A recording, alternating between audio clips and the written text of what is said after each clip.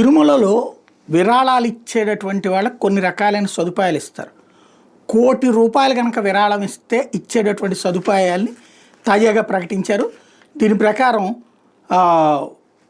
ప్రత్యేక ఉత్సవాలు జరిగే రోజుల్లో కాకుండా మిగిలిన రోజుల్లో ఈ ప్రత్యేక సౌకర్యాలు వినియోగించుకోవచ్చని ప్రకటించారు. ₹1,00,00,000 విరాళం ఇచ్చే దాతలకి జీవితకాలంలో దాతతో పాటు నలుగురికి ఏడాదిలో 3 రోజులు సుప్రభాత సేవ, 3 రోజులు బ్రేక్ దర్శనం, 4 రోజుల పాటు సుపథం ప్రవేశ దర్శనం ద్వారా శ్రీవారి దర్శనం చేసుకోవచ్చు. వీటితో పాటు 10 పెద్ద లడ్డూలు, 20 చిన్న లడ్డూలు, దుప్పట్ట, రవిక 1, అలాగే మహాప్రసాదం ప్యాకెట్లు 10, ఒకసారి వేదాశీర్వచనం వంటి సౌకర్యాలు పొందొచ్చు. 3,000 విలువైన వసతి గదుల సదుపాయాన్ని 3 రోజులు కల్పిస్తారు. జీవితకాలంలో ఒకసారి దాతకు ఒక 5 గ్రాముల శ్రీవారి బంగారు డాలర్, ఒక 50 గ్రాముల సిల్వర్ డాలర్ని అందిస్తారు.